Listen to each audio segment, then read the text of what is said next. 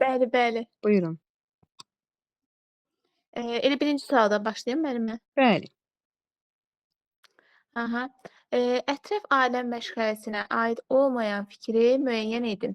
Uşaqların ətraf aləm haqqında bilik və bacarıq vərdişlərə yiyələnir, düzdür.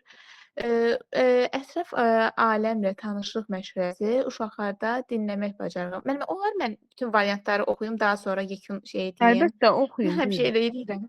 Buyurun. Aha.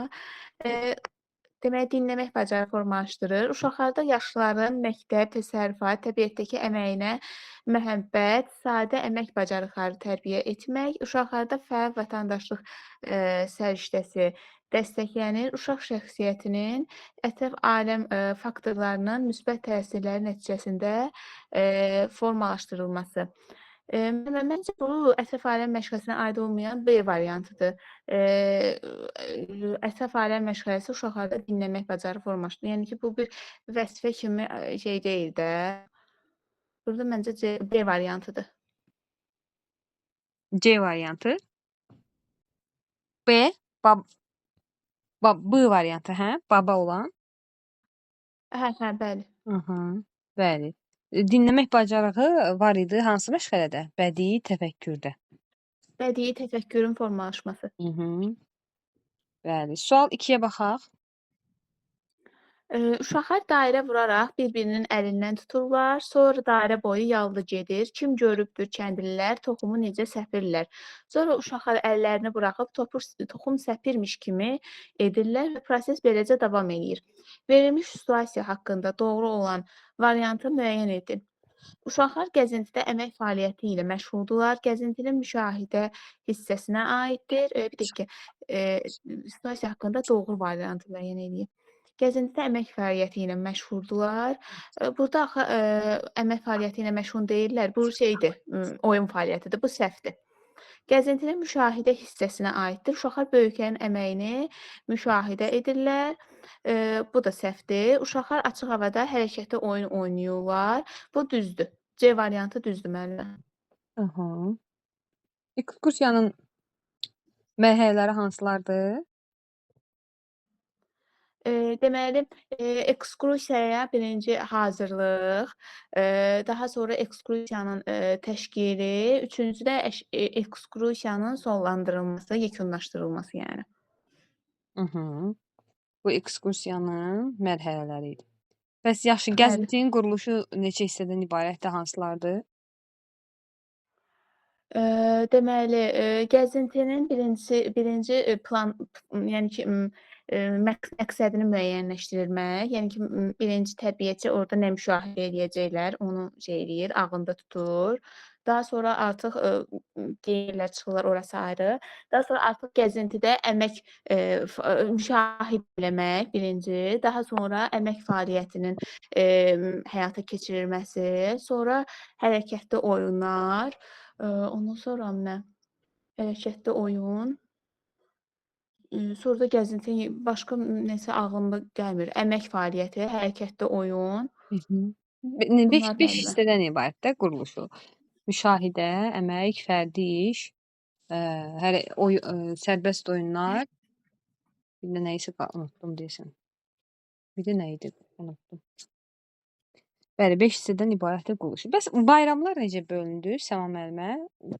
O 3 yerə bölünür. Müəllimə, məişət bayramları, ictimai siyasi bayramlar, deməli məişət bayramları, ictimai siyasi bayramlar, bir də mövsümi bayramlar. Hansı bayramlar İctimai daxildir siyasi bura? Burada bayramlar bəzən müəllimlər səhv edirlər.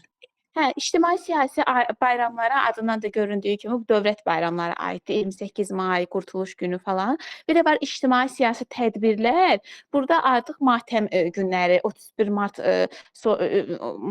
sonra Xocalı soyqırımı, 20 yanvar, bu artıq siyasi tədbirlərə aiddir.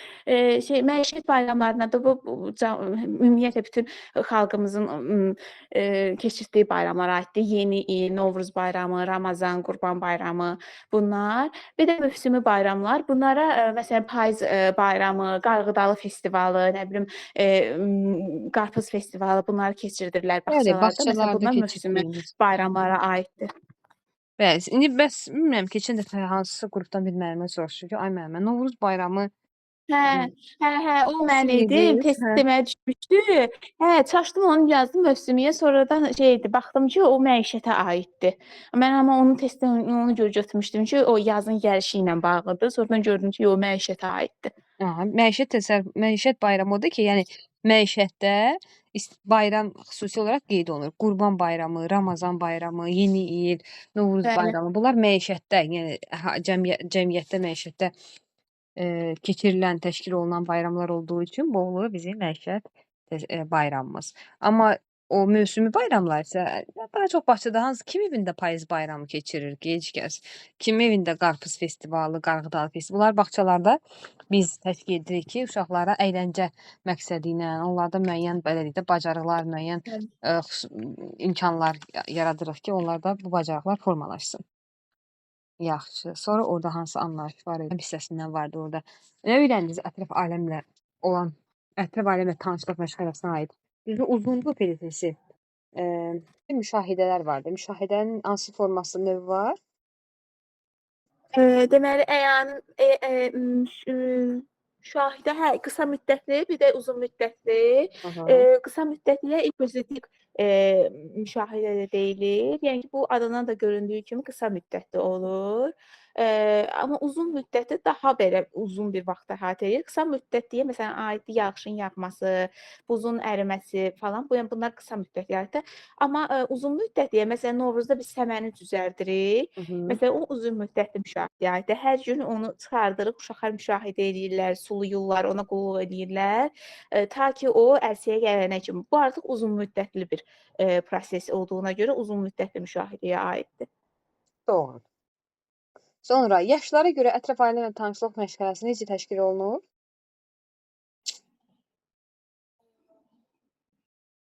Yaşlara görə, yəni mənim şeydir də, adı nədir onun? O aşağı yaş qrupunda ətraf mühit ilədir o məşğələnin adı. Niyə? Çünki uşaqların ətrafını əhatə edən mühit yəni ki, qısıtlı olur. Ona görə də o mühit adlanır. Artıq orta qrupdan etibarən bu adı dəyişir. Daha sonra ondan sonra nə? Adın tam Daha deyin, çox həftədə kiçik neçə dəfə qrupda. olur, onu deyin.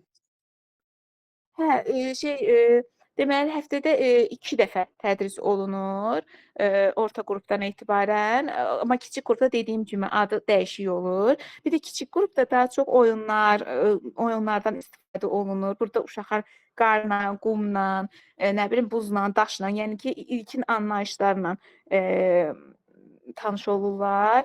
Hə, daha sonra artıq uşaqlar böyüdükcə onların fikirləri də daha da genişlənir. Məsələn, 2 yaşından artıq uşaqlar tərəvəz, giləmeyvə, bunları bir-birindən ayırd eləməyi öyrənirlər. Heyvanlarla tanış olurlar ki, məsələn, xoruz nədir, ördək nədir? Bunun üçün müxtəlif oyuncaqlardan istifadə edirlər. Daha sonra orta qrupda artıq uşaqların bu cansız təbiət haqqında təsəvvürləri genişlənir. Məsələn, uşaqlar bilirlər ki, günəş olanda hava qızır, külək əsəndə ağaclar tərpənir. Bunları artıq orta qrupda öyrənirlər. Ondan sonra mövsümi meyvələri öyrənirlər. Məsələn, payızda öyrənirlər ki, hansı meyvələr olur, onların dadı necə olur. Nə bilim, ağacın hisslərini öyrənirlər, kökü, gövdəsi. Sonra ev heyvanlarını öyrənirlər ki, bunlar hansılardır. Yəni ki, artıq orta qrupda daha geniş məlumata sahib olurlar. Böyük qrupda artıq uşaqların təbiət haqqında təsəvvürləri daha da genişlənir. Məsələn, onlar belə deyim, havanın deyim, isti olması, soyuq olması, bunun nədən qaynaqlandığı, yəni bunlar haqqında təsəvvürləri genişlənir. Ondan sonra heyvanlar haqqında təsəvvürləri genişlənir. Artıq böyük qrupda uşaqlar vəhşi heyvanlar haqqında daha geniş məlumata sahib olurlar. Meyvə tərəvəzlərin xarakter xüsusiyyətlərini daha yaxşı bilirlər. Gülləri, ağacları, onları adlandırmağı, fərqləndirməyi bilirlər. Məktəbə hazırlıqda da daha da genişlənir onların belə deyim fikirləri. artıq onlar fəsillərin dəyişməsinin, təbiət hadisələrinin, belə deyim, qanuna uyğunluqlarını daha yaxşı öyrənirlər. Bunların nəticələrini bilirlər ki, fəsillərin dəyişməsi nə ilə əlaqəlidir, sonda nə olur. Ağacları bir-birindən fərqləndirirlər. Artıq bir çox kol adı bilirlər, ağac adı bilirlər. Bunların Hı. xarakterik xüsusiyyətlərini bilirlər. Hə, göbələkləri məktəbə hazırlıqda zəhərli göbələkləri ayırd eləməyi öyrənirlər. Sonra həşəratlar haqqında artıq belə deyim, məlumat əldə etməyə başlayırlar, müşahidə edirlər. Bunlar Hı. hamısı məktəbə hazırlığa aid. Doğrudur. Bəs sizə belə bir sual versəm, bunu müsahibədə də tez-tez istifadə edirlər. Ekskursiya ilə müşahidənin, gəzintinin fərqi nədir? Hə, gəzinti gündəlik belə deyim, bizim həyata keçirdiyimiz, planımızda da qeyd elədiyimiz bir belə deyim, günün bir hissəsidir. Amma ekskursiya xüsusi olaraq buna hazırlaşılır və icazə alınır. Birinci valideynlərdən, daha sonra hətta bəzi yerlərdə qeyd olunur ki, yəni ki, digər qurumlardan da Uzaq icazə almaq məsafəyə lazımdır. Yəni gedəndə. ekskursiya Hı daha hı. bəli, daha mürəkkəb bir prosesdir. Nə bilim, avtobusun təşkil olunmağı, gediləcək yerin təyin olunması, amma gəzinti gündəlik, hər gün həyata keçirdiyimiz bir fəaliyyətdir. Yəni ki, əsas fərqi budur. Aha, bəli, gəzinti gün rejimimizin əsas komponentlərindən hesab olunur. Bəli, Ekskursiya isə ətraf aləmlə tanışlıq məşğələsinin bir formasıdır. Aha, bəli. bəli. Ona görə də o mərhələləri var daha 3 dənə mərhələ sayılır. O Hı hı. məşğələ formasında olduğu üçün onun məhz daha doğrusu mərhələsi bəli 3 mərhələdən ibarət edir. Bax onun məşğələ olmasından, necə Hazırlıq, motivasiya, dərk etmə və tətbiq təşkili, etmə hə, bir də bənzəyir. Mhm. Əla. Standartlardan sual vermirəm də sizə. nə ilə Kollektual, başlayırdı? Ay Allah. kontekst. Hə, Aha. kollektual, hə, stativnik, belə deyim, bizim bildiyimiz bir şey, artıq belə deyim də daha sadə nitqdir. Bizim bildiyimiz bir şeyi Siyasiyadan bizə qaynaqlanır. izah eləyirlər. Bəli, amma Gördüyü konseptual canlı. daha belə fərqlidir. Məsələn, orada qeyd eləmişdiniz ki, izahda da kinsiyyət haqqında bir məlumatım yoxdur, amma oranı görmüş bir insan gəlir, onu mənə başa salmaq üçün bütün belə deyim də, söz bazasından istifadə edir ki, o mənim təxəyyülümdə aydın, Hı hı. şəkildə belə deyim canlansın. Canlansın. Ona görə də bu nitq, hafizə ilə yox, təxəyyüllə daha çox bağlıdır, Hı hı. qavrayışdan da çox təxəyyüllə daha çox bağlıdır və daha mürəkkəb bir prosesdir digər nitqə nisbətən. Hı hı. Doğrudur. Onun hansısa və onun yəni Hı şahid hı. olduğu situasiyada nitqi formalaşır. Təəccüblənir, ondan heyrətlənir və nitqində o gördüklərini şərh edə bilir. Bəzən də biz bağçada, Finansiya. təbii ki, bağçanın qrupun içərisində də müəyyən süni situasiyalar yaradırıq. Təbii situasiya uşağın özünün, yəni nə bilim yolda gələrkən qarşılaşdığı, yolda məsəl üçün, nə bilim yerə tökülmüş çörək qırıntılarını yeyən göyərçinlər görüb. Bu təbii situasiyadır. Təbiətdən başı. Yəni situativ nitq burada formalaşır. Gəlir ağız dolusu danışmağa başlayır. Hə, Rubinstein, sağ ol, təşəkkür edirəm mənə. Bir də var ki, tərbiyəçi özü bir situasiya yaradır qrup içərisində. Məsəl üçün gətirir ora bir əşyalar tökür, nə bilim bir orada nəsə dekor hazırlayır, sonra ondan motivasiya kimi istifadə edir məşğələni. Burada deyildi ki, süni situativ. Süni situasiya. Yəni müəllimənin özünün yaratdığı bir situasiyadır, bir hadisə o şeydir ki, uşaqlar oradan yəni nitqinə tək oradan istifadə fəallaşdırsın da bir növ nitqini əslində. Məqsəd bundan ibarətdir. Yəni situasiyaları biz özümüz canlandırırıq da, təşkil edirik. Buyurun. Sual 3 və 4. Gəzinti zamanı uşaqlar parkda və ya meşədə ağacları müşahidə edirlər. Sonra tərbiyəçi müəllim uşaqlara yarpağın hansı bitkidən olduğunu tap oyunu keçirir. Uşaqlar tərbiyəçinin dərdiyi yarpağa diqqətlə baxıb, onun hansı ağacın yarpağı olduğunu tapmalıdır. Verilmiş situasiya haqqında doğru variant. Uşaqlar gəzinti əmək fəaliyyəti ilə məşğuldar. Xeyr, oyun fəaliyyətidir. Gəzintinin müşahidə hissəsinə aiddir. Uşaqlar böyüklərin əməyini müşahidə edirlər. Xeyr, əməyə aid heç nə yoxdur burada. Uşaqlar açıq havada hərəkətli oyun oynayırlar. Bu qalsın. Fiziki hərəkətlər yerinə yetirmirlər. Uşaqlar idraki inkişaf testdən didaktik oyun fəaliyyəti icra edirlər. Bir dəqiqə. Yarpağın hansı... Ye bəndə. Doğrudur. 4-ə baxaq. Ətraf aləmlə tanışlıq məşğələsi ilə bağlı fikirlərdən biri yanlışdır. Tanıyaq və öyrənək, bəli, uşaqların yaşından və müşahidə obyektinin xarakterindən asılı olaraq 2 qrupa bölünür. Ətraf aləm 2 qrupa, uşaqların yaşından müşahidə etdiyi obyektdən asılı olaraq 2 qrupa bölünür. Ətraf mühit, ətraf aləm demək istəyir müəllim. Burada Ət müşahidə sözünü yazmamışam. Mən müşahidə uşaqların yaşından və müşahidə obyektinin xarakterindən asılı olaraq 2 qrupa bölünür. Müşahidə sözü düşməyib ora. yazılıb bax orada müşahidə. Uşaqların yaşından və müşahidə obyektinin xarakterindən asılı olaraq yox. Qabaqda da müşahidə sözü olmalı idi. Deyir müşahidə. Hə, bəli, Mhm. Uşaqların yaşından və müşahidə bəli. obyektinin xarakterindən asılı olaraq 2 qrupa bölünür. Buradan. Yəni oxuyun o biri variantları. Baxaq görüm yanlış olan nədir. Uzunmüddətli müşahidələrə günəşin çıxması, bu aiddir. Qarın yağması, qarın əriməsi. Ətraf aləmlə tanışlıq zamanı uşaqlar səbəb-nəticə əlaqəsi, nəticəyə görə səbəbi aydınlaşdırmağı öyrənirlər, bəli. Yəni metodlara natural obyektlər aiddir, bəli.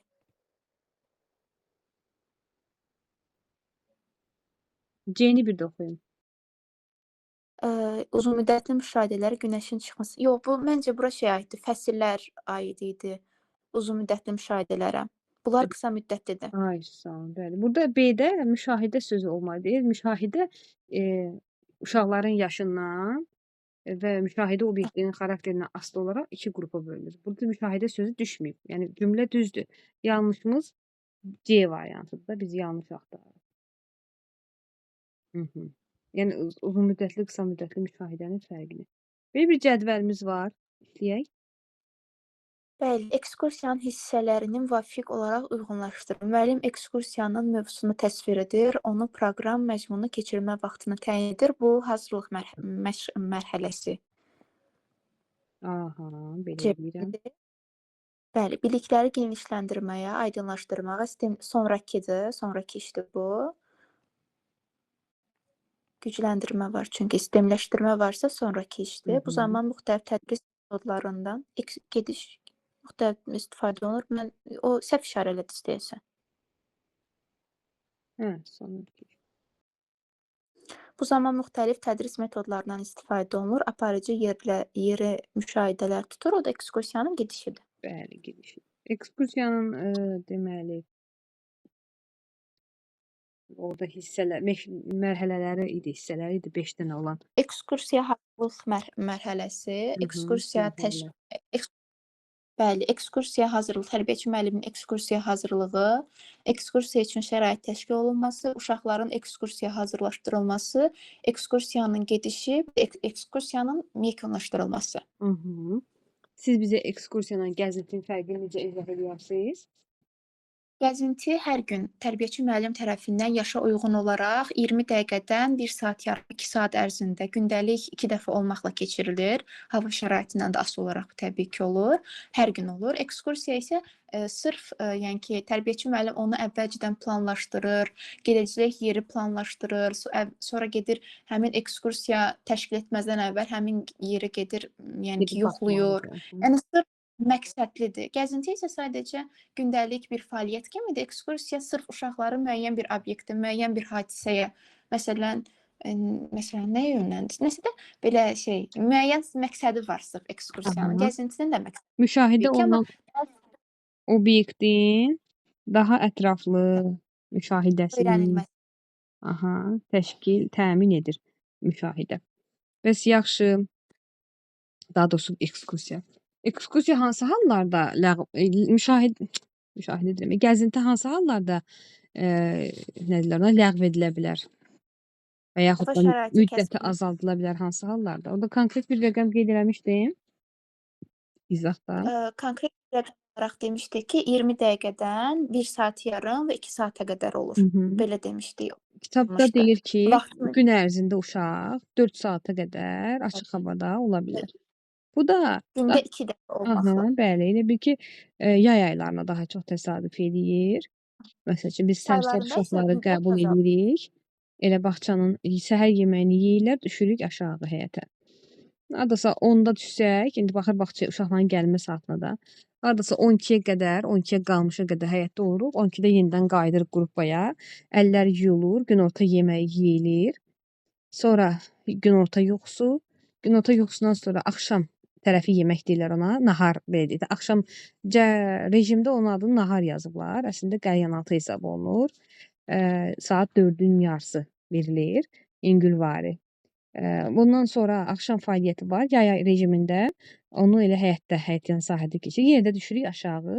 Yenə də açıq havada oyunlar, müşahidə və s. Səhər təbii ki, gəzintinin quruluşunda demədim də, orada gəzintinin etabında nə varsa orada olunur. Oyunlar, sonra əmək, məişət, fərdi iş, müşahidə öz yerində. Bu bizim bağçadadır. Hərəkətli 12 oyun. saatlıq bağçalarda belədir. Amma az müddətli olan bağçalarda Fidan müəllimə, məsəl üçün 9 saat işləyən bağça var. Səhər saat 8-dən axşam saat neçə desək 9-a 5-də qurtarır. 5-də bağlanır bağça, uşaqlar qurtarır.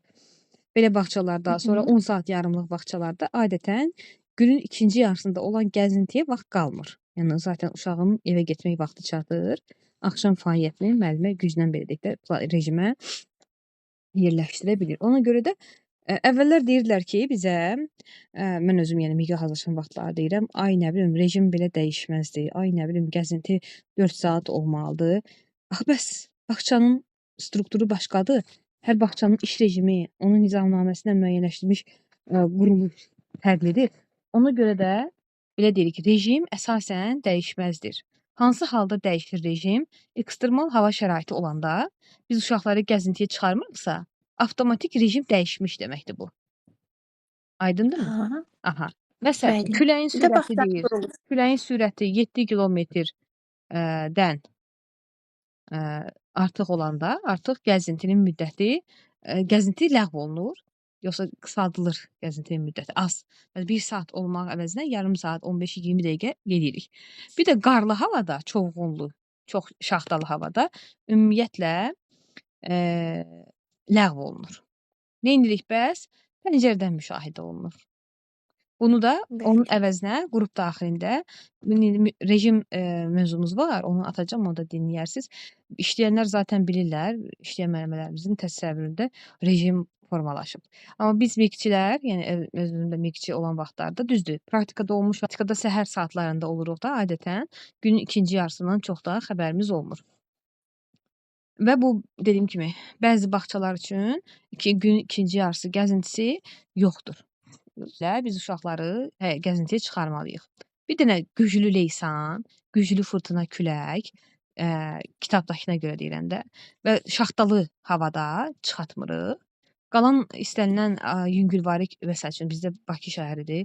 Demək olar ki, hər küləksiz günümüz yoxdur da. Bunun payızı yazda öz növbəsində. Mütləq uşaqlar gəzintiyə çıxarılmalı. Narin yağışda belə, narin qarda belə. Amma biz əslində, yəni payız ayıdır və yaxud da yaz təzə girib, heç qış olsun. Siz uşaqları gəzintiyə həyətə çıxarırsınız, çıxarmalısınız da bu bizim gün rejimimizdir. Aydındırmı? Və komissiya heyəti Bəli. soruşur ki, valideyn deyir ki, Fidan müəllimə, bəs uşağımı çölə çıxartmayın. O birisləri çıxardın, mənim qızım qalsın qrupda.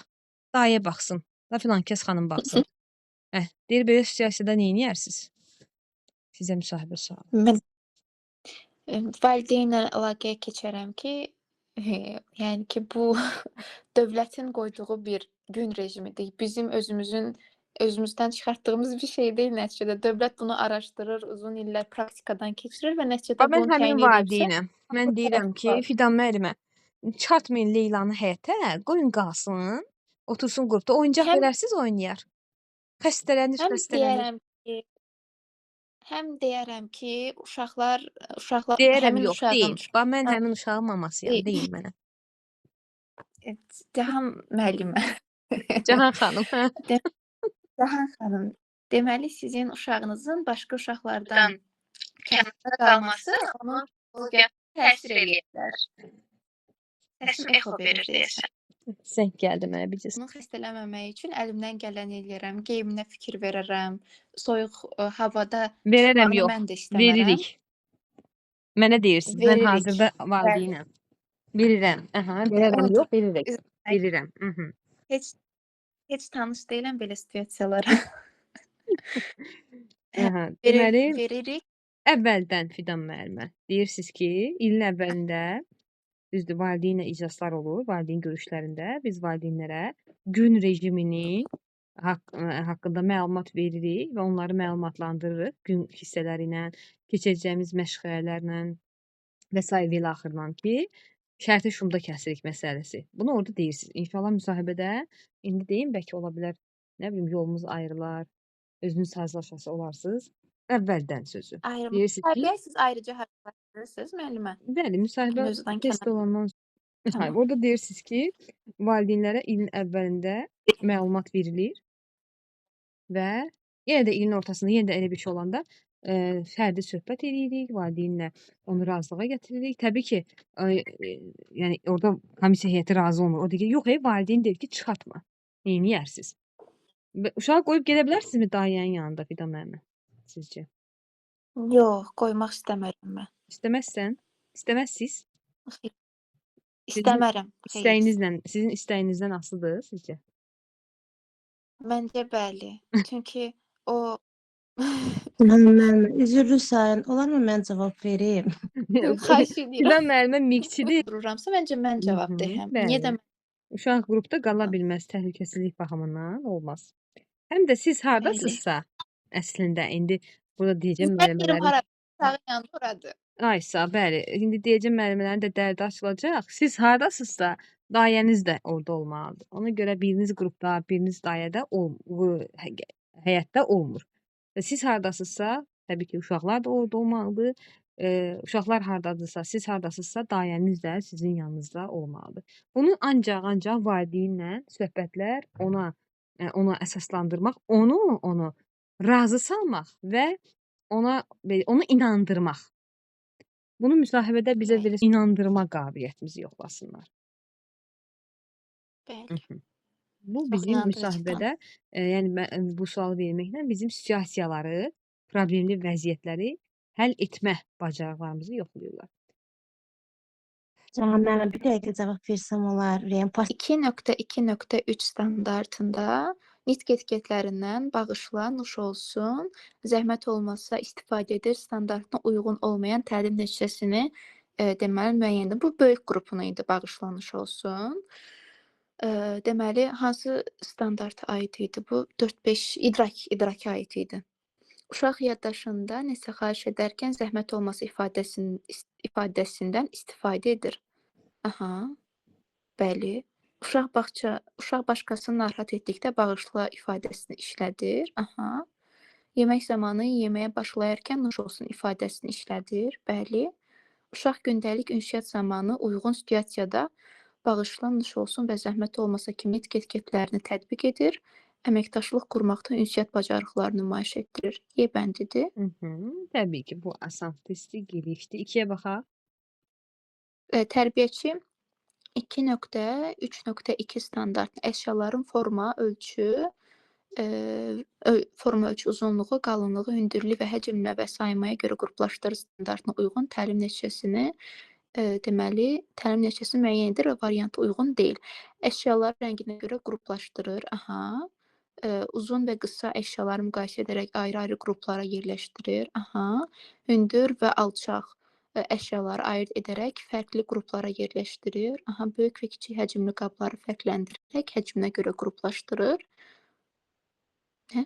Böyük və kiçik həcmli qabları fərqləndirərək həcminə görə qruplaşdırır. Qalın və nazik əşyaları.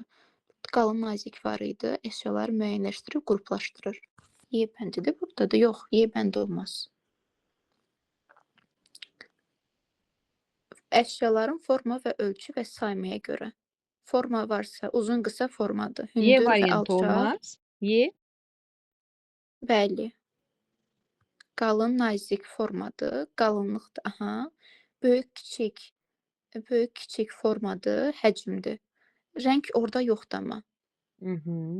Bəs Y dediniz axı. Dedim, əvvəl elə dedim, sonra baxdım, dedim yox. Aha, uyğun deyil. Alacaq, bəli, A variantı. Bəli. Eyvallah. 3-ə baxaq. Yerində uzunluğuna müxtəlif istiqamətlərə doğru və ip üzərindən tullanır standartına uyğun deyil.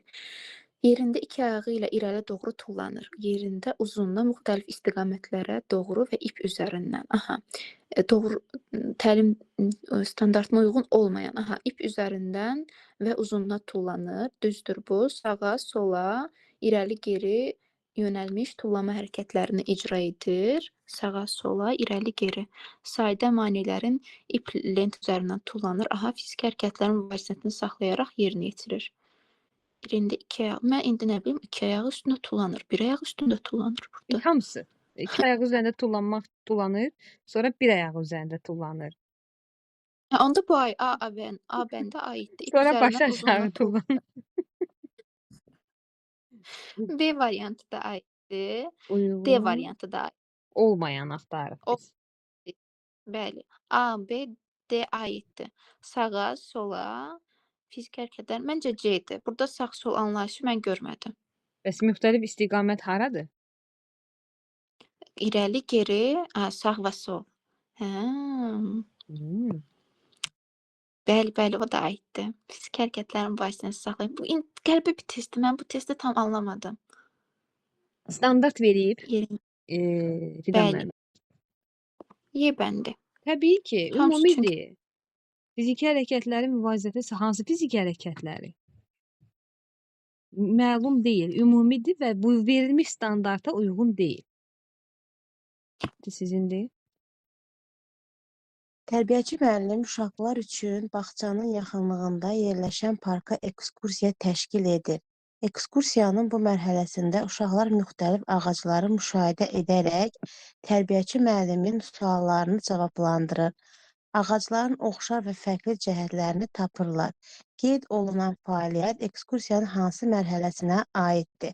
Ekskursiyanın qiymətləndirilməsi mərhələsi, ekskursiya üçün şəraitin təşkili mərhələsi, ekskursiyanın gedişat mərhələsi, sonrası hazırlıq. C variantı ekskursiyanın gedişat mərhələsi.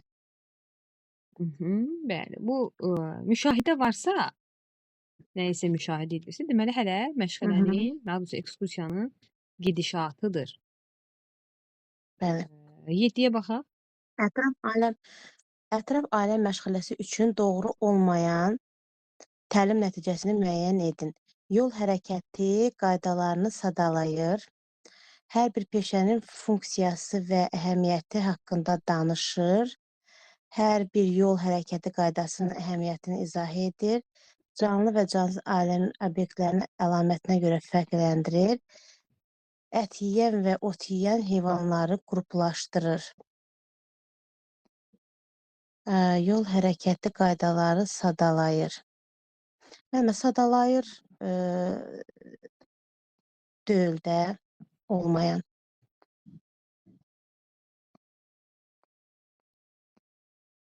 Sadalayır riyaziyyata aid deyil, məntiqi riyaziyyata. Sayır da, sadalayır yol hərəkəti qaydalarını. Məsələn ki, yaşıl işıqda keçmək olar, qırmızı işıqda keçmək olmaz. Elə baxmayın da siz. Yol hər bir peşənin elə bir deyir ki, ətraf aləm məşğələsinə hansı aiddir? Yox, bir dəqiqə. Doğru olan, doğru olmayan təlim nəticələri. Təlim nəticəsindən doğru olmayan götürülür. Həm də ümumidir, bəli, bilinmir hansı canlı, hansı Alt cansız. standartdan götürülür, bəli də, yəni Digərləri konkretdir. Burada yol hərəkəti qaydasıdır. standartdan. Burada Bəli, bəli. təhlükəsizlik qaydası yazsaydı, o ümumi olardı. Bilinmir hansı təhlükəsizlik.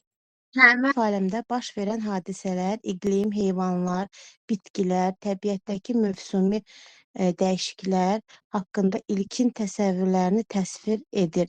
Verilən alt standarta aid deyil. Demək, uşaq təbiətdəki mövsümi dəyişiklikləri tanıyır və onları təsvir edir. Məsələn, yayda hava istidir, qışda isə ya qar yağır və soyuq olur. Burada var da iqlim, yəni burada var. Soyuq, isti. Bu düzdür. Siz mənə deyin, hə, yoxsa yox, səhv deyirəm. Ola bilər.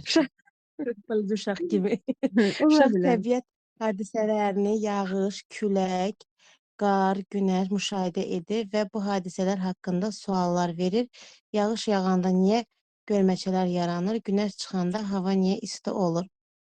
Sonra uşaq müxtəlif bitki növlərini tanıyır və onların xüsusiyyətlərini təsvir edir. Məsələn, şam ağacının yarpaqları xırdadır. Uşaq ev heyvanları və vəhşi heyvanlar arasındakı başa düşür və onları təsvir edir. İt ev heyvanıdır, çünki evdə yaşayır. Ayı isə vəhşi heyvandır, meşədə yaşayır. Gördüyü obyekt, bitki, heyvan, əşya və s. rəngini və formasını digər xüsusiyyətləri təsvir edir.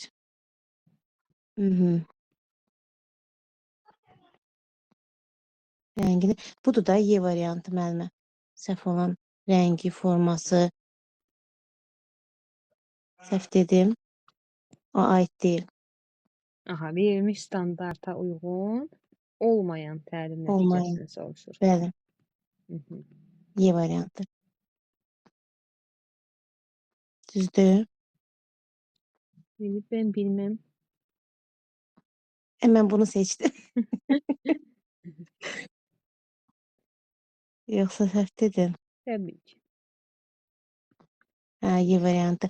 Çünki burada rəngi, forması, digər xüsusiyyətləri deyilir də. Mhm. Ona görə. Buyurun. 2 dənə də buradan oxuyun sual. 4 və 5 sizindir. Tərbiyəçinin 1.1.3 topu kürəcəyə müxtəlif üsullarda atıb tutur. Standartına uyğun müəyyən etmədiyi təlim nəticəsini müəyyən edin. Topu kürəciyi müxtəlif üsullarla atıb tutur. Müxtəlif ölçülü topları irəli yuxarı aşağı istiqamətlərdə atır. Uşaq özü tərəfindən atılan topu və kürəciyi tutur. Topu döşəmə üzərində dirilədir. İki əli ilə atma və tutma hərəkətini koordinasiyalı şəkildə yerinə yetirir. Bir də Y vəndi var, aşağı Demək, düşüb. Burada Y də var aşağı.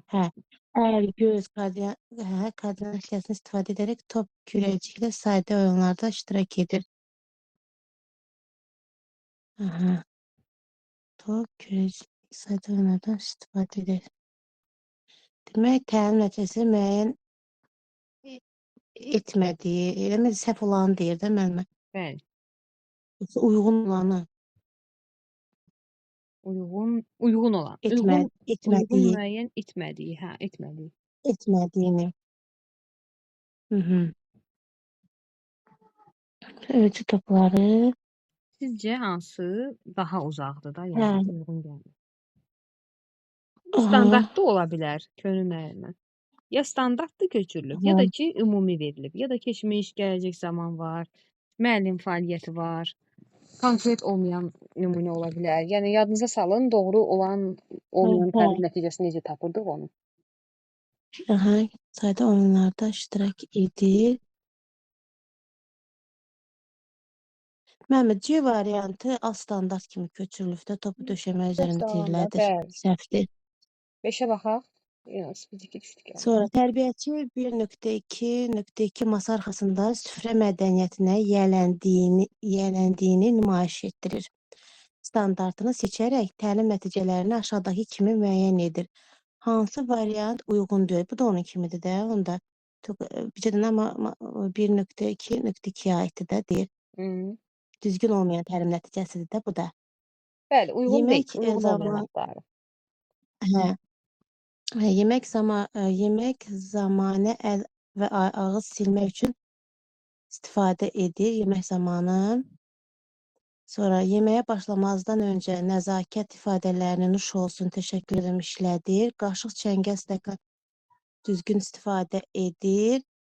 Masa arxasında müəyyən davranış qaydalarına əməl edir. Süfrəyə əyləşməzdən əvvəl və sonra əllərini yumağın vacibliyini anlayır və tətbiq edir. Budur da Məmməd D variantı səhv olan masa arxasında müəyyən davranış qaydalarına əməl edir. O da Bəli. köçürülübdür. Dediniz, ümumidir, bilinmir, nədən söhbət gedir. Bəli. Eyvallah. Buyurun, indi deyin görün bizə. Bu ekskursiya ilə gəzintinin fərqi hansı oldu? Və Gəzinti bizim gün rejimimizdir. hər gün təşkil olunur, amma ekskursiya müəyyən vaxt təşkil olunur, icazə alınır valideynlərdən, müdiriyyətdən. Yəni onu biz əvvəlcədən vaxtını təyin edirik, hazırlaşdırırıq, amma gəzintimiz bizim elə bir gün rejimimizdə hər gün yazdığımızdır. Gəzinti bizdə belə deyim, həyətdədir. Sonra həyətin qıraqlarında da belə. Amma ekskursiya, yəni biz belə deyim, hər yerə gedə bilirik. Bir də ekskursiya necə deyim, qaydalımı deyim, yoxsa amma necə deyim, belə düşündürücüdür də, sözünü tapa bilmirəm.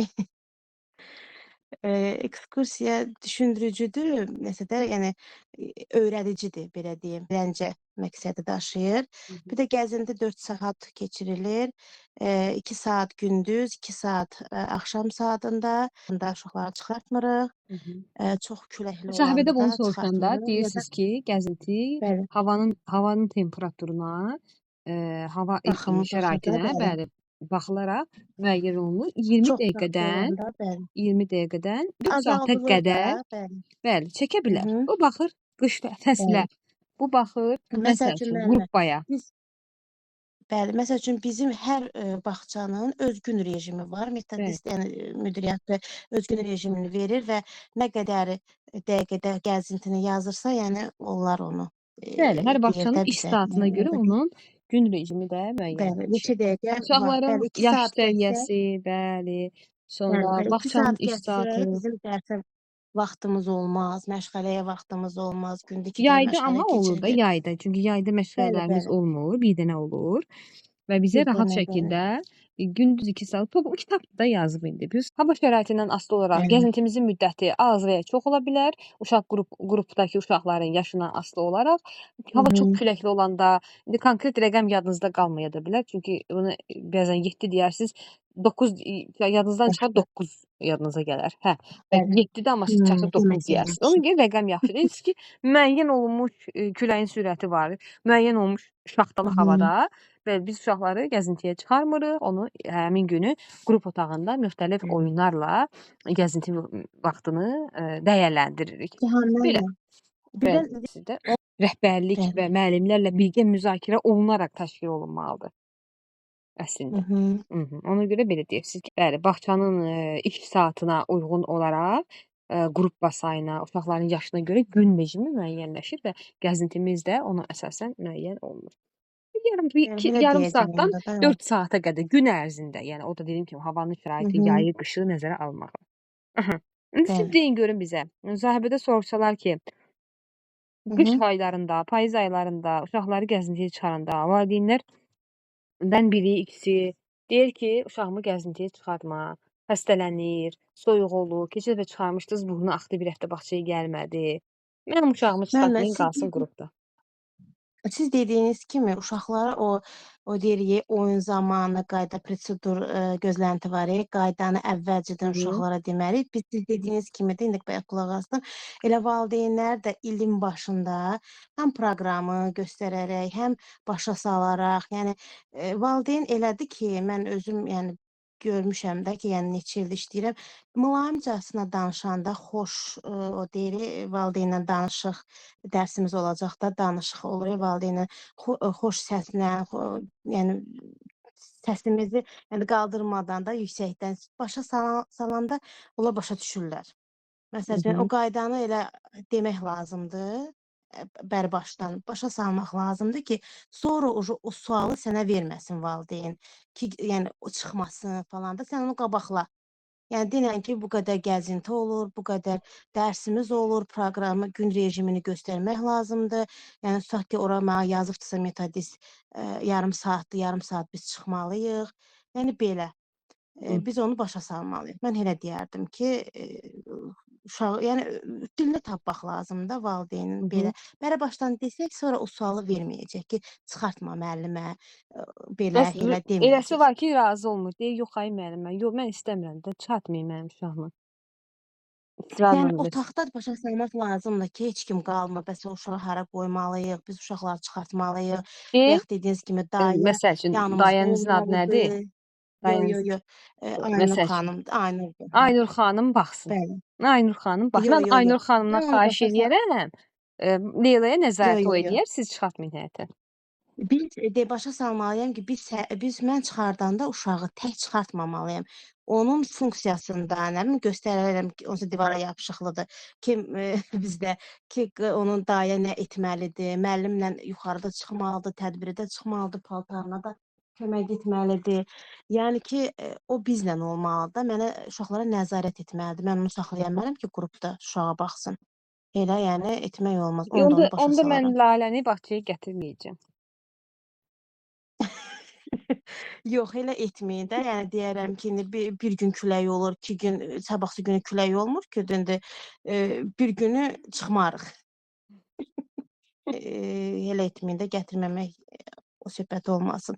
Geri qalır dərsindən, özü də mən hər gün məşğələlər keçirəm deyə mən elə qalan uşaq evdə yəni uşağı məşğələ ilə, oyunlarla valideynləri görəndə onlar hər gün gətirirlər uşağı. Klipli də gətirirlər də zorla deyirəm ki, xahiş edirəm də klipli gətirməyin. Axı yəni elə. Gəzintinin quruluşunu, ekskursiyanın hissələrini, mərhələlərini şərh eləyin, görək, keçək, sonra başqa müəllimə. Gəzintinin quruluşu müəllimə burada elə bil ki, uşaqlarla fərdi iş var idi. Müstəqil oyunlar, hərəkətli oyunlar, bir də əmək var idi, müşahidə. Gəzintinin quruluşu, bir də ekskursiyada hazırlıq mərhələsi, əsas ekskursiya təşkili, əsas hissəsi də, bir də ekskursiyanın yekunlaşdırılması, ekskursiyanın keçirilməsi də əsas ortada onu dedim. Hazırlanması, keçirilməsi, bir də yekunlaşdırılması da belə. Bəs bayramlar necə bölünür?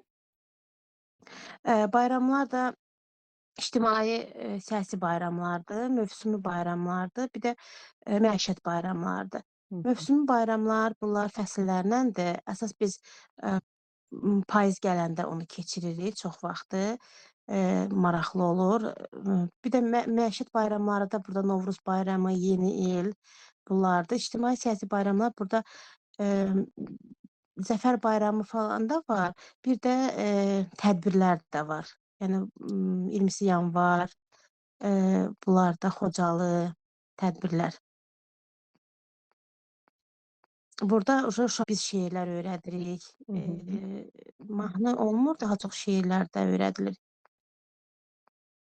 Bəli, doğrudur. Tərbiyəçi uşaqlarla yaz fəslində gəzintiyə çıxır. Çiçəklərin açdığını, arıların uçduğunu göstərir. Uşaqların həm ətraf aləmi tanıması, təxəyyülü, həm də nitqin inkişafı üçün ən məqsədə uyğun yanaşma hansıdır? Ən uyğun variantı müəyyən edin. A. Uşaqlardan arıların necə səs çıxartdığını təqlid etmələrini istəyir. B. Uşaqlara çiçəklərin adlarını deyir və təkrar etmələrini xahiş edir. C. Tərbiyəçi soruşur. Təsəvvür edin ki, siz bal arısısınız. Gün ərzində nələri görür? Nələri hiss edirsiniz? Hekayə kimi danışın. D. Çiçəklərin rəngini sadalayır və uşaqlardan eynisini etmələrini istəyir. Y. Uşaqlara arılar haqqında video göstərir. Deyir ki, hansında tərbiyəçi uşaqların Bu təxəyyülü və yəqin ki, nitqini. yəqin C variantı olar. Tərbiyəçi soruşur. S hərfi Təsəvvür düşdü edin burada. ki, siz Aha. bal arısısınız. Gün Təbii. ərzində nələr görür, nələr hiss. Çünki bunun içində həm çiçəklər gedir, həm arılar gedir. Bəli. Məsələn, həm çiçək haqqında geniş danışa Ümumiyyətlə, bilərlər, həm də Gülşən arılar. müəllimə, nitqi inkişaf etdirən suallarda mütləq açıq sual olmalıdır. Uşaq danışmalıdır. Bəli. Bir növ fantaziyada, təxəyyül, açıq sual olmalıdır ki, uşaq ətrafında danışsın. Ona baxaq. Bəli. Ona baxaq. Ətraf aləmdə baş verən proseslərə dair suallar verir və sadə ifadələrlə təsvir edir. Alt standartına aid deyil. Uşaq ətraf mühitdə baş verən proseslər haqqında sual verir. Niyə ağacların yarpaqları qışda tökülür? B. Uşaq müşahidə etdiyi təbiət hadisələri sözlə ifadə edir. Yağış yağanda torpaq yaş olur. C. Uşaq dəyişiklikləri səbəb-nəticə əlaqəsi ilə izah etməyə çalışır. Yarpaqlar quruyur, sonra ağacdan tökülür. D. Uşaq ətraf mühitdəki dəyişiklikləri təsvir edir. Güllər baharda açır, payızda isə tökülür. Y. Uşaq tərəzidən istifadə etməklə müşahidələrinin nəticəsini izah edir. Tədqiqat göstərdi ki, daş eyni ölçüdə pambıqdan daha ağırdır. Mənə Y olar bu. Təbii ki. Bu olacaq tədqiqat vasitələrindən istifadə, nə bilim, nə standartının təlim nəticəsi. Bəli. Bu açıq aydın bilinir. Düzü bu testləri özüm biraz nisbətən sadə hazırlamışam ki, necə sənləşdirmək. Məktəbə qədər yaşlı uşaqların ictimai həyat hadisələri ilə tanışlığı zamanı əsas məqsəd nədir? A. Uşaqlara mümkün qədər çox fakt vermək və tanışlıq informasiya savadlılığı. B. Məişət həyatına aid məlumatları təqdim etmək, ünsiyyət. C. İctimai hadisələrlə tanışlığı, rəsmi tədbirlər zamanı həyata keçirmək, milli kimliyin dərki. D. Uşaqlarda vətənə, cəmiyyətə və adət-ənənələrə qarşı sevgi və maraq hissi yaratmaq. Yəqin ki, bu fəal vətəndaşlıq mövqeyi. Y. Uşaqları onların ailə mühitinə aid hadisələrlə tanışdırmaq, müstəqil öyrənmə. Müəllimə D olar yəqin, hə? Yəqin ki, D olar, hə? Təbii ki.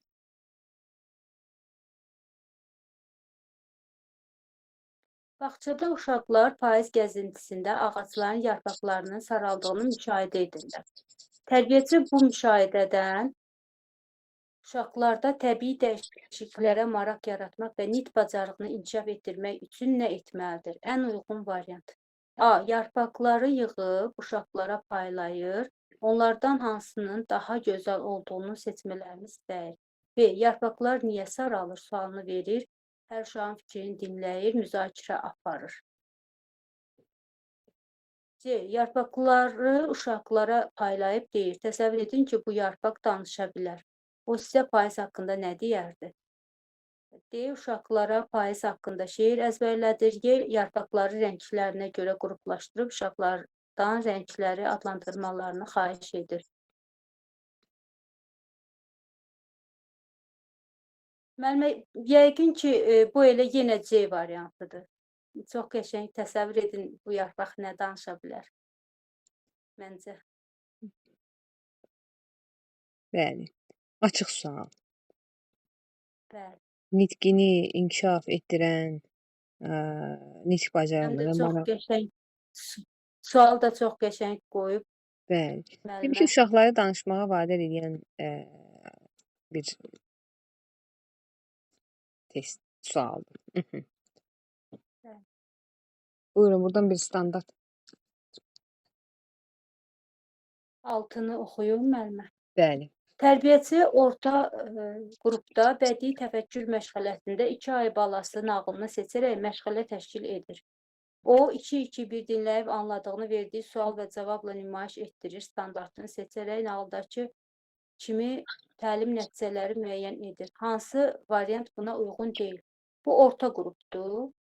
A. Nağılın məzmununa uyğun suallara cavab verir. B. Nağılın süjet xəttini analiz edir. Struktur hissələrə ayırır. C. Nağılın əsas ideyasını və fikrini izah etməyə çalışır. D.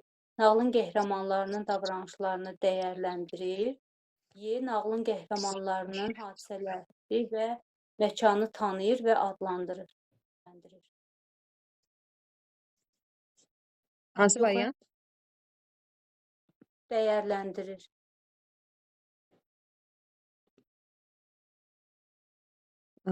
Deyir D ki, variant. hansı variant bu standarta uyğun təlim nəticəsi hesab olunmur?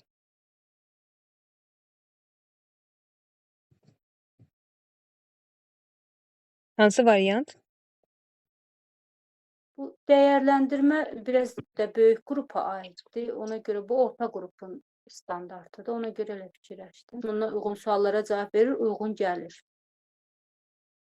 C də uyğun gəlir. Nağılın əsas ideyasını və fikrini izah etməyə çalışır. Y da uyğun gəlir. Nağıl qəhrəmanlarının hadisələri və məkanı tanıyır və adlandırır. Adlandırır, yəqin ki, suallara cavab verirsə, adlandırmaq demək olar da, hə müəllimə? Mhm. Ya B-dir, ya da D-dir. Davranışı dəyərləndirmək, yəni o doğru mu etdi, yanlış mı etdi, sən olsaydın belə edərdinmi? Onda müəllimə B bəndi. Onda səhv B-dir. Bəli, Uyğun mürəkkəb gəlməyən. deyir ki, nağılın süjetini analiz edir, struktur hissələrə ayırır. Yəni giriş hissəyə, əsas hissəyə, nə bilim, pik nöqtəyə falan. Bu məktəbə ibtidai sinif üçün olacaq bir belə deyək də bir fəaliyyət ola bilər ancaq. Çünki çox mürəkkəb, yəni strukturu, süjet xəttini analizi, yəni sözlərin zaten mürəkkəbliyi onun təlim nəticəsi ola bilmə ehtimalını azaldır. Cümlənin özü belə, yaxşı? Bəli. Mürəkkəb cümlədir. Bəli. Mhm. Gəlin Bəli. 7-yə də baxaq. Tərbiyəçi orta qrupda 2, 3, 4 məkan, irəli, geri, yuxarı, aşağı, alt, üst və zaman, səhər, günorta və axşam anlayışlarını fərqləndirir, standartını seçərək təlim nəticələri müəyyən edir. Uyğun olmayan müəyyən edin. A. Obyektlərin yerini irəli, geri, yuxarı, aşağı, alt və üst istiqamətlərə görə müəyyən edir. B. Müxtəlif fəaliyyətləri günün zamanına uyğunlaşdırır. C. Məkan göstəricilərini şifahi ifadələrində düzgün tətbiq edir. D. Ətrafdakı obyektləri məkan mövqeyinə görə qruplaşdırır. Y. Məkan anlayışını fərqləndirir.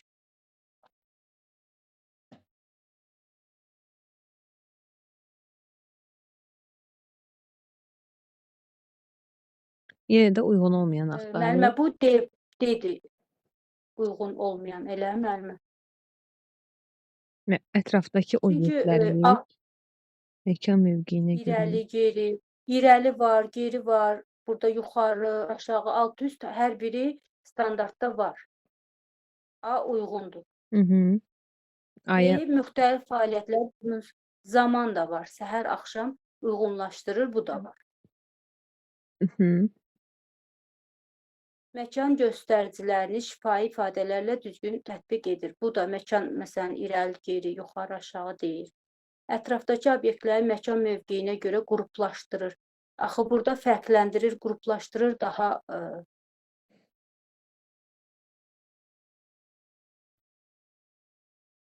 Qruplaşdırma, yəni Elə bilirəm, sağdakı əşyalar, sağdakı obyektlər, soldakı obyektlər, qabaqdakı obyektlər, arxadakı obyektlər, belə deyək də.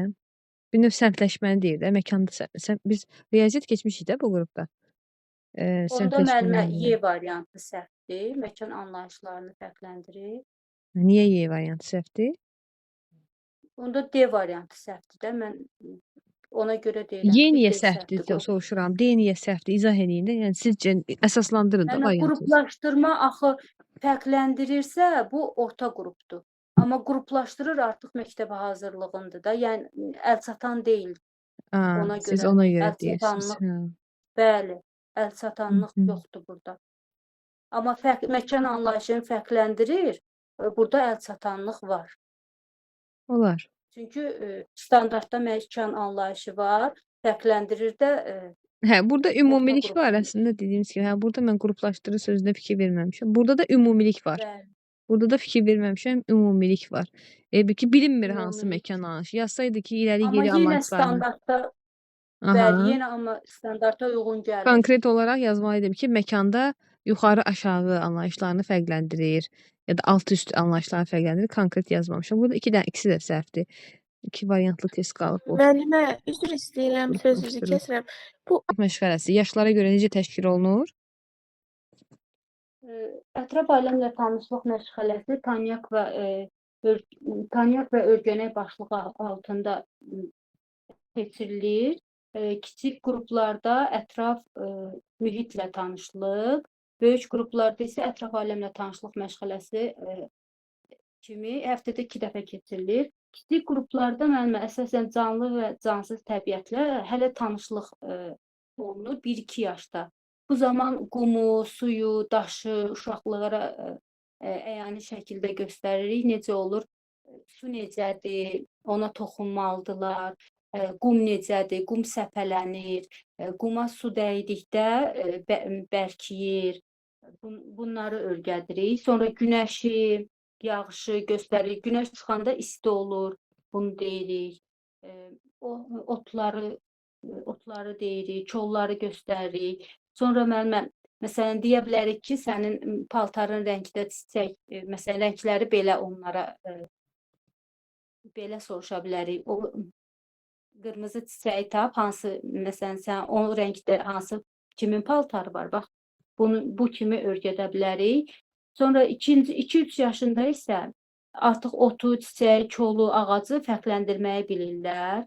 Ondan sonra tərəvəzlərdən pomidor, xiyar, kök, turp, kələm bunları tanıyırlar. Meyvələrdən alma, armud, heyva, nar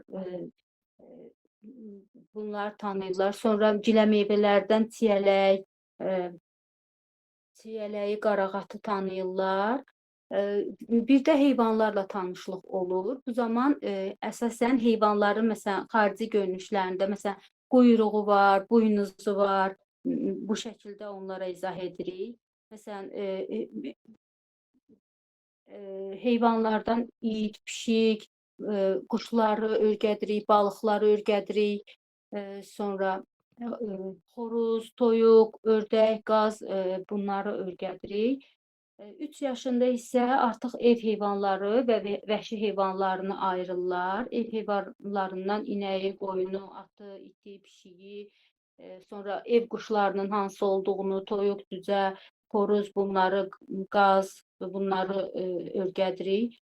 Bundan sonra 3 yaşında uşaqlar da artıq tərbiyəçinin təbiət güşəsində fəaliyyətini izləyirlər onlar və o tərbiyəçi necə güllərə qulluq edirsə, onu müşahidə edirlər. Özləri isə məsələn balıqlara, akvariumdakı balıqlara yem verə bilərlər. Bundan sonra müəllimə yağışın yağmağını müşahidə 3 yaşında artıq müşahidə edirlər. Payız gələndə yarpaqların tökülməsini müşahidə edirlər. 4 yaşda isə canlı, cansız təbiət haqqında daha da genişlənir bilikləri. Bu zaman günəş olanda havaların isinməyi, soyuq olanda yağışlı günlərin, şimşəyin çaxmasını deyə bilirlər. Sonra müəllimə 4-5 ağacın adını sadalaya bilirlər. 4-5 yaşında uşaqlar. Sonra əsasən vəhşi heyvanları tanıyırlar, fərqləndirə bilirlər. Ev heyvanları və onların balaları haqqında məlumatlı olurlar.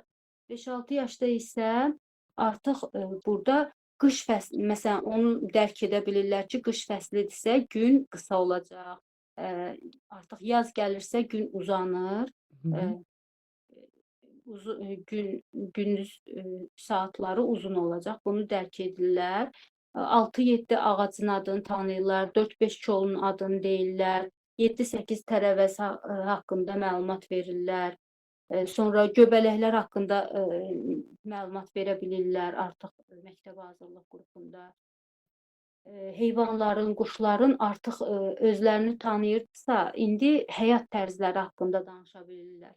Həşəratlar haqqında danışırlar, kəpənək, may böcəyi və arılar haqqında danışa bilirlər, məlumat verə bilirlər. Siz bizə ekskursiyanın mərhələlərindən danışın. Ekskursiya mərhələləri müəllimə, birinci tərbiyəçinin ekskursiya hazırlıq mərhələsidir. İkinci ekskursiya üçün şəraitin təşkili, üçüncü uşaqların ekskursiya hazırlığı, dördüncü ekskursiyanın keçirilməsi, beşinci ekskursiyanın yekunlaşdırılmasıdır. Mən də müəllimə ekskursiya aparmışam uşaqlarımı, zooparka aparmışdım. Sizdə gənclikdə var həmin, bəli, Necə avtobus təşkil təşkil eləmiş? eləmişəm. Hansı bağça ilə lap yaxşı? Hə, necə təşkil Mən eləmiş? bunu ayrı-ayrı illərdə 2 dəfə eləmişəm. Yəni valideynlərlə birlikdə əməkdaşlıq şəklində, yəni birlikdə bütün valideynlərin iştirakı ilə, çünki hamı getmək istirdi. Yəni mən tək o uşaqların hamısına nəzarətim çətin Təbii. olardı. Ona görə valideynlərlə birlikdə təşkil etmişdik. Çox yaxşı, maraqlı, hamıda icazə aldıq əvvəlcə. Hardan Ondan sonra icazə almısınız? avtobus təşkil etdik. Yəni bağçanın rəhbərliyindən Hı hı. icazə aldıq. Sonra avtobus təşkil etdik və yəni istirahət günlərində Hı hı. istirahət günlərinin birini bilmədim, şənbə ya bazar günü idi. Həmin günü bağçada, yəni avtobus gəldi, dayandı. Uşaqların da çantaları hazır. Yəni orada onlar suları, salfetlərin, belə də özlərinə lazım olan hər bir şey valideynlə birlikdə Hı hı. gəldik. Çox qəşəng idi. Hı Ora hı. həmişə istəyərəm uşaqları aparmaq. İndiki uşaqlarım balacadır. Onlar böyük məktəbə hazırlıq qrupları idi. Onlarla daha maraqlıdır. Bu indi kiçik qrupdur. Biraz onlar Təbii hələ ki. onlar qədər dərk edə bilmirlər də. Əlbəttə. Yəni aşağı qrupa düşmüsünüz də, qrupanızı dəyişmisiniz, yoxsa tez? Bəli, bəli. Əla. Gözlərim zəif görür. Estağfurullah. Günortadan da oxuyuram. İnanın aşkıyla elə bil ki görürəm, toran görürəm. Buyurun. Tərbiyəçi ətraf aləmlə tanışlıq və nitq inkişafı məşğələsində 2-1-2 müşahidə etdikləri barədə danışır. Standartı seçərkən təlim nəticələri müəyyən edir. Hansı məqsəd nümunəsi uyğun deyildir? Deməli, olmayanı seçməliyəm. Məndə də var. Müşahidə etdikləri barədə danışır. Ətrafda baş verən hadisələrə dair sadə cümlələrlə fikir bildirir. Sonra əşyanın rəngini, formasını və digər xüsusiyyətlərini təsvir edir. Ətraf mühitdə baş verən hadisələri bir-iki sözlə ifadə edir. Təbii hadisələr, yağış, külək, günəş haqqında müşahidələrini paylaşır. Müşahidə etdikləri barədə danışır. Əgər danışırsa, yəqin ki, C-dir də, burada bir-iki sözlə ifadə edir. Ətraf mühitdə baş verən hadisələr bir-iki sözlə ifadə edir. Biz uyğun olmayanı axtarırıq deyəsən. Hə, uyğun olmayanı, həmişə onu çaşdırıram. Ətrafda baş verən hadisələrə dair sadə cümlələrlə fikrini bildirir. Bəli, düzgündür bu. Əşyanın rəngini, formasını və digər xüsusiyyətlərini təsvir edir. Onda bu uyğun gəlmir də. Təbii hadisələr, hə. B gəlmir uyğun.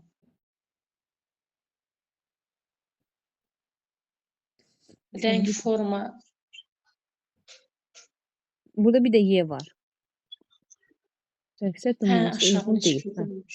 Müəyyən bir müşahidəyə əsasən nə gördün, nə baş verdi? Suallarına cavab verir. Müəyyən bir müşahidəyə əsasən nə gördün, nə baş verdi? Rəngi seçərdim mən. Müşahidə etdikləri barədə danışır standartını seçərək təlim nəticəsini müəyyən edir. Hansı məqsəd nümunəsi uyğun deyildir. Uyğun deyil. Deməli, Ətrafda baş verən hadisələrə dair sadə cümlələrlə Yoxsa fikrini uyğun- bildirir. Bu uyğun. uyğundur olmalıdır, uyğun deyil olmalıdır. Unutmuşam standartı. Aləmi, ətrafı müşahidə edir. Oradakı əşyalar haqqında da danışır. Yəni uyğun ola bilər, ya da uyğun olmasın. Bilər. Mhm. Ətraf mühitdə baş verən hadisələri bir-iki sözlə ifadə edir. Bu da uyğun gələ bilər. Təbii hadisələr, yağış, külək, günəş haqqında müşahidələri paylaşır. Hə, burada paylaşır sözü var bəlkə. Müşahidələrini paylaşır. Müşahidələrini paylaşır da, yəni danışır. Bir neçə sözlə Danışır. ifadə edir.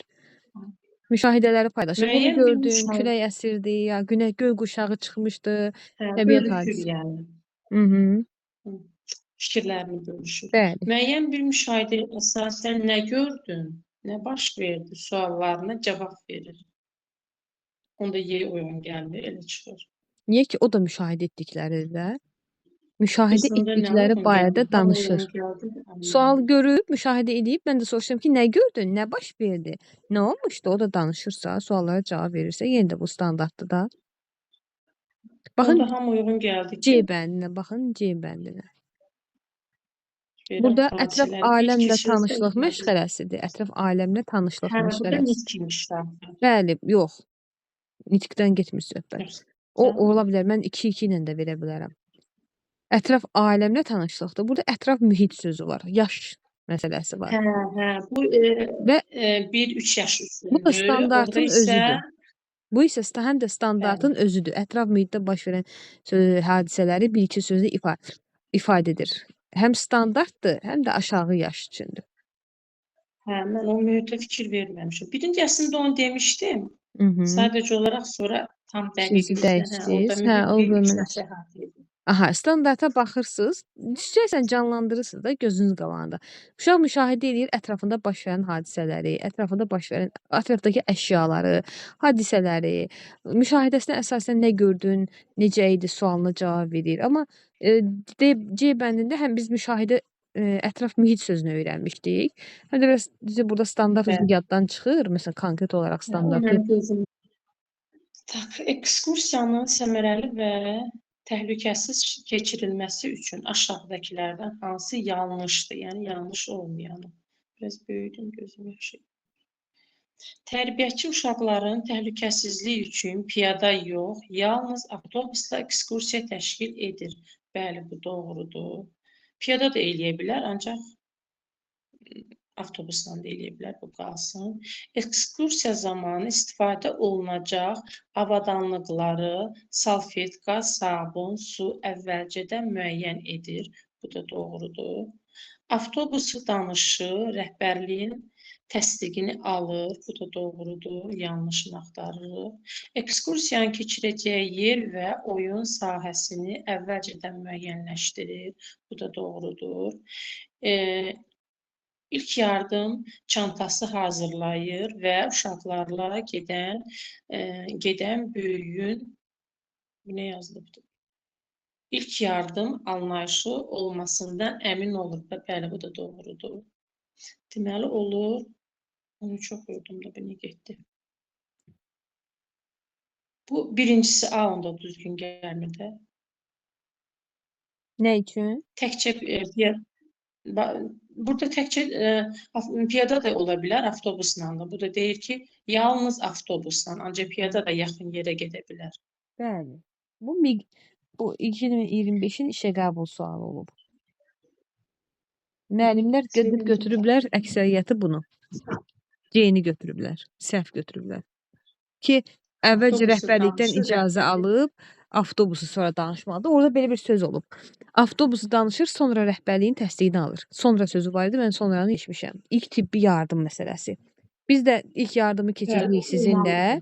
Bəli, biz ilk tibbi yardım yox, ilk yardım çantası. Səhv eləmirəmsə belə bir səhv var. Yəni, mən 3 dənə variantda, yəni A heç A səhvdir, C ilə D, G variantında da elə bir ki, orada nüans verib də. Özü bilmirəm.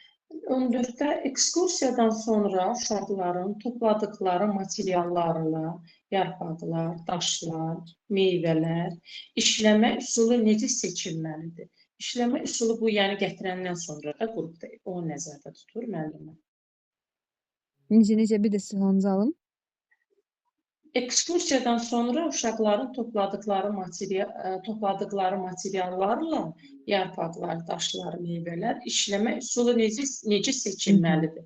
Qrupa gələndən sonra necə seçilməlidir? Bəli, ekskursiyadan sonra da ekskursiya olub bitib deyir. Yəni oradan yığıb gətirdiyimiz şeylərlə nətər iş təşkil etməliyik? Materiallar adlandırmaq üçün nümayiş olunur. Yox, artıq bu ekskursiyada adlandırılır. Sonra materiallar müşahidələri sistemləşdirmək, bilikləri gücləndirmək üçün istifadə olunur. Bax, bu ola bilər. Materiallar oyun məqsədli sərbəst qoyulur. Materiallar heç bir iş aparılmır, yalnız sərgilənir. Materiallar sıralanır. Yəqin ki, B variantı olar da. Adlandırmaq üçün nümayiş olunur. Axı, ekskursiyada artıq onlar adlandırılır. Materiallar müşahidələri sistemləşdirmək, bilikləri gücləndirmək üçün istifadə olunur. B variantında qalır. Təbii ki. Bu asan sual. Əgər təbiətə aiddirsə, təbiət güşəsinə qoyulur, istifadə olunur. Bəli. Elmə aiddirsə, elm güşəsinə və yaxud da ki, təbii materiallar olsa da belə. Doğrudur. Gəzinti haqqında nə deyə bilərsiniz? Gəzinti yaşlara görə fərqlənirmi? Komponentləri, quruluşu? Sonra əlavə bir dənə də sual verəcəm. Bəli. Gəzinti deməli uşaqlarda ətraf mühiti dərk etməyi, gözəllikləri görməyi, onları qorumağı, heyvanları, bitkiləri, canlı cansız aləmi ayırmağı, onların xüsusiyyətlərini bilməyi öyrədir. Gəzintini təşkil edən zaman gəzintinin deməli quruluşu var. Birinci müşahidədir hansı bir obyekt üzərində. Sonra əməkdir, həyətyanı sahədə olan bu fərdi əmək ola bilər, yarım qruplarla ya da kollektiv əmək ola bilər.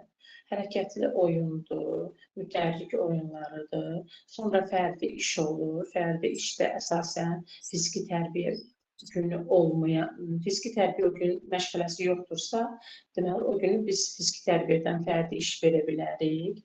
Sonra bir də müstəqil oyunlardır gəzintidə.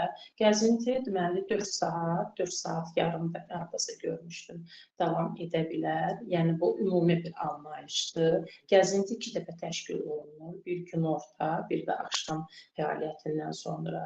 Gəzintini təşkil edərkən havanın temperaturu nəzərə alınır. Əgər havada 5 dərəcə deməli 5 dərəcədirsə temperatur 7 metrdə 7 Saniyədə metr, 7 saniyədə 7 metr. Hə, Küləyin sürəti. şimdi beynimdə fırladıb düzəldə bilmədim.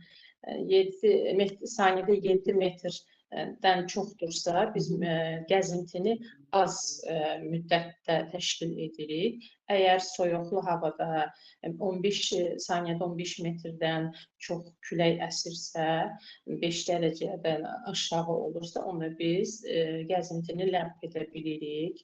Və yaxud da ki, yəni biraz temperatur sərin, hədsiz, soyuq olanda azalda bilirik, siz dediyiniz kimi. Sonra 4 saat dedim, 4 saat yarım təşkil olunur dedim. Sonra gəzintidə uşaqların təfəkkürü, təxəyyülü, müşahidəçilik qabiliyyətləri inkişaf edir. Dünyanın ətraf mühiti dərk etmək, onların gözəlliyini görmək. Gəzintini təşkil edərkən deməli uşaqların yaş səviyyələri, yaş xüsusiyyətləri nəzərə alınmalıdır. Yəni bütün qruplarda eyni olmur. Adətən aşağı yaş qrupların gəzinti saatı az olur. Yuxarı yaş qruplarınınki isə 4 saatın içində ola bilər. Və yaxud da hava istisə, tərbiyəçi müəllim gəzintinin müddətini azaldıb, qrupa biraz tez çıxarda bilər uşaqları, gün vurma olmasın deyə. Nədir? İkinci körpələr qrupu, atıram. İkinci körpələr qrupu ilə böyük qrupun uşaqları həyətyanı sahədə gəzinti zamanı qarşılaşarlarsa, qarşılaşma ehtimalı varmı? Qarşılaşarlarsa, onlar birlikdə oynaya bilərlərmi? Ya da birlikdə, yəni gəzintilərini birlikdə təşkil etmək olarmı? Belə bir sual vermişdi. Unutdum indi, mən unutmuşam. Yuxarı yaş qrupu ilə aşağı yaş qrupu bir yerdə gəzinti İkinci təşkil edə körpələrlə bilərlər. böyük qrup həyətyanı sahədə gəzinti vaxtı birlikdə ola bilərmi? İşə cəlb oluna bilərmi? Oyun olsun, yoxsa olmazmı? Yoxsa ümumiyyətlə onlar Yox. qarşılaşmamalıdır? Mənə elə gəlir, belə müşahidə formada bir-birlərinin empatiya baxımından, bu kiçik yaşlı uşaqlardır baxımından qoşalaşa bilərlər. Yəni uşaq istər-istəməz görür, müşahidə edir. Mən bunu böyük testə yaşlı uşaqlar, salmışam, aşağı belədir. yaşlı. Ancaq Doğrudur, vergül falan səbəbdən, yanlışdır filan səbəbdən. Sizcə doğru olarmı? yox, Yanlış olar? hərənin öz yox, mənə elə gəlir yox. Çünki Niyə hərənin yox? öz rejimi var, hərənin öz oyunu var. Onlar ikisi bir yerdə onlarda biraz oyunun gedişatı ilə məktəbə hazırlıq və yaxud da böyükünki bir deyil. Yəqin ki, yox deyərdim mən. Yox olanı seçərdiniz. Mən onu testdə harasa salmışam. Sınaqları işləyəndə Belə müşahidə iki qrupun bir yerdə təşkilini yox, inanmıram düzgün ola bilər deyə. Yəni qarşılaşdılar bəs onda Bəs heç olmazmı? Qarşılaşa bilərlər, ancaq hərə öz bisetkasına gedib öz rejimini davam etdirə bilər də yəqin ki. Çünki bizdə özümüzdə 8 qrup olub, 8 dənə də bisetkamız var, hərə öz bisetkasında gəzinti təşkil edənlərə öz qrupu təşkil edib, təzədən gəlir öz bisetkasına. Aha, deyirsiniz ki, olmaz. Bəs sərbəst oyunlarda olarmı? Sərbəst oyunlarda olar yəqin ki, düşünürəm olar. Hı -hı. Çünki istər-istəməz orada empatiya hissi var. Bir yerdə böyüklərlə oynamaq ola bilər. Ancaq sırf rejim onunla bunlarınki eyni saatda olmağı yox. Bəs, Düşünürəm. bax, 11-də çıxdım. Böyük qrup da 11-də çıxdı. Eyni yer yaxı. İkinci körpələrdə çıxıb bizdən qabaqda olar həyətdə olub. Qarşılaşdıq həyətdə. Oynaya bilərlər birlikdə yoxsa yox? Sərbəst oyunu da oynaya bilərlər, hərəkətli oyunu yox. Düşünürəm. Hı, sapdım həmin sualı. Oxuyun bunu. 35 oxuyun. Hansı? Cütlərlə iş formasına aid 35, bu. 35, 35. Hə. Görmürsüz? Gəzinti zamanı orta qrupun uşaqları ilə böyük qrupun uşaqları həyətdə qoşalaşır. Bu zaman onların birlikdə oynaması düzgündürmü? Düzgün deyil, çünki hər qrupun öz rejimi var. Düzgündür. Sadəcə bunun üçün müdürdən icazə almaq lazımdır. Düzgün deyil, çünki bu zaman uşaqların təhlükəsizliyini təmin etmək daha çətin olur, düzdür. Düzgün deyil, çünki risk faktoru yüksək olacaq və müəllimlərin işi çətinləşəcək. Yəni, çətin olur ondan. İki qrup qarşısında çox çətin olur. Düzgündür. Sərbəst oyunlar uşaqların əməkdaşlıq və kommunikasiya bacarığını artırır. Bəli, bax, bu sərbəst oyunu seçərdim mən. Sərbəst oyunda mümkündür. Qalanlarda yox. Əla. Seçərdim. Əla. Bir də olmaması üçün, yəni birlikdə oynamamaq. Özü, ailəsi və vətəni haqqında suallara cavab verir standartına uyğun olmayan təlim nəticəsini müəyyən edin. Özünü təqdim edir, adı, yaşı, bu uyğundur müəllimə. Bunu təlim nəticəsi kimi verə bilərik. Vətəninə aid rəmzlərdən bayraq, gerb, himn, bunu da tanıyır, adlandırır, bunu da nəticə verə bilərik. Ailə üzvlərinin adlarını çəkir və onlarla olan münasibətini ifadə edir. Harda yaşayırsan, vətənimiz haradır kimi suallara cavab verir. Canlı obyektlər haqqında müşahidə etdiklərini sadə cümlələrlə ifadə edir.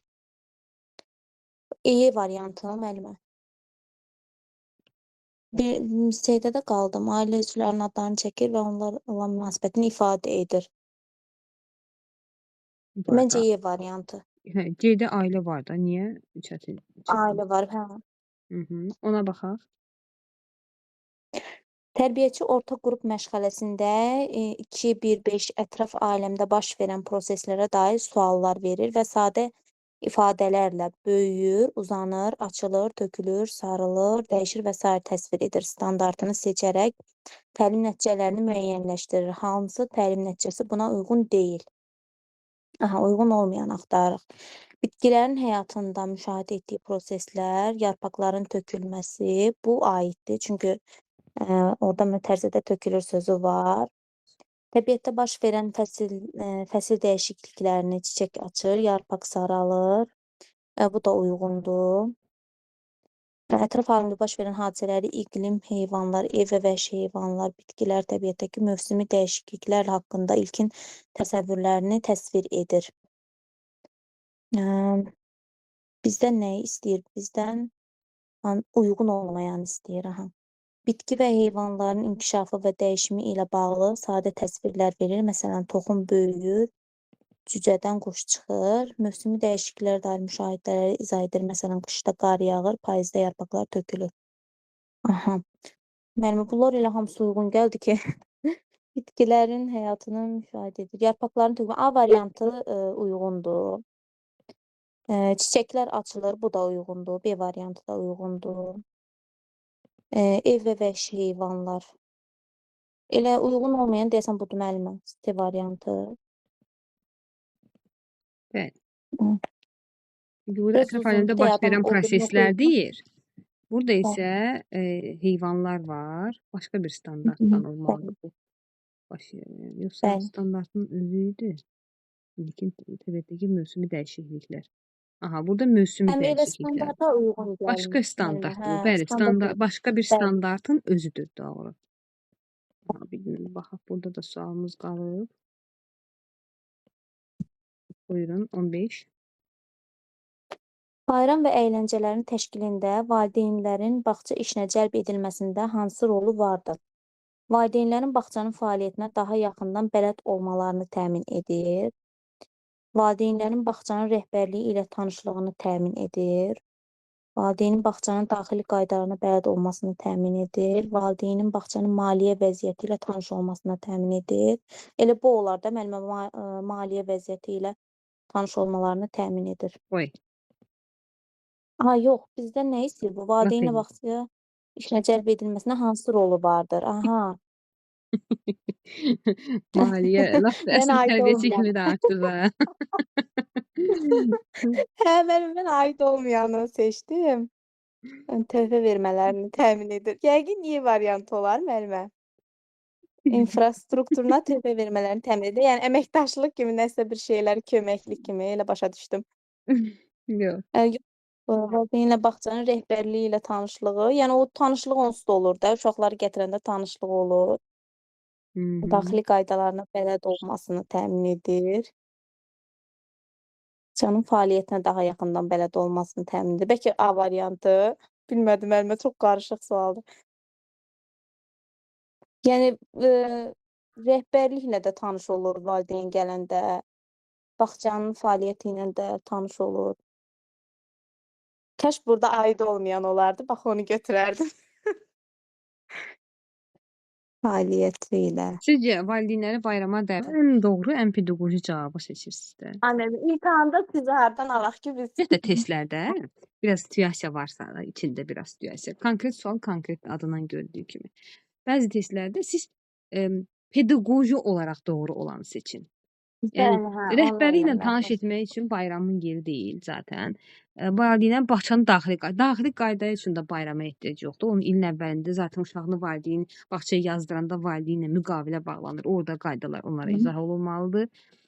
Valideynlərin bağçanın maliyyə vəziyyəti də bu hazırki siyasətləri yaxşı şərh edir bu cümlə, amma ki bu da doğru deyil. Bunun üçün iclaslarımız, Hə, onları doğru olmayan məlumatlandırıcı yəni xarakterli biz iclaslarımız olmalıdır. Bəli, könüllü əməkdaşlıq orada gedir. Valideynlərin infrastruktur da ki, bağçanın binasıdır, otaqlarıdır, yəni avadanlıqlarıdır. Valideyn də durub bizim üçün mən bağlı məşğələ olsun, niyə açıq məşğələyə dəvət edirik? Etməliyik daha doğrusu. Əvvəllər tədbirlərə, hər hansısa bir şeyə görə bağçaya dəvət ediriksə, məqsəd bağçanın fəaliyyəti ilə onları daha yaxından tanış eləməkdir. Əsas məqsədimiz budur. Siz bizə buyurun ekskursiya və gəzinti haqqında nə deyə bilərsiniz? Mərhələləri, quruluşu və s. Gəzinti gündəlik həyata keçirilir. Təbii ki, uşaqların yaş xüsusiyyətləri, qrupları nəzərə alınaraq keçirilir. Amma ekskursiya belə deyək də, yəni ayda bir dəfə keçirilən bir şeydir. Əvvəlcədən planı olur. Burada tərbiyəçinin hazırlığı olur. Əvvəlcədən planını elə qurmalıdır ki, yəni uşaqların təhlükəsizliyini, hər bir şeyi nəzərə alaraq uşaqlar ora aparsın, ekskursiyanı təşkil eləsin. Amma gəzinti daha sadədir, yəni gündəlik fəaliyyətdir. Gəzinti zamanı uşaqlara müşahidə verilir, əmək fəaliyyəti olur orada, hərəkətli oyunlar, sərbəst oyunlar olur. Daha sonra ekskursiyanın təşkili, hazırlığı, gedişatı və ekskursiyadan sonrakı işlər var. Ekskursiyanın hazırlığını müəllim əvvəlcə gedəcəyi yeri təyin etməlidir və bir gün öncədən gedib özü nəzarət etməlidir. Daha sonra uşaqları ora aparmalıdır. Yəni əvvəlcə tərbiyəçinin nəzarəti altında olmalıdır.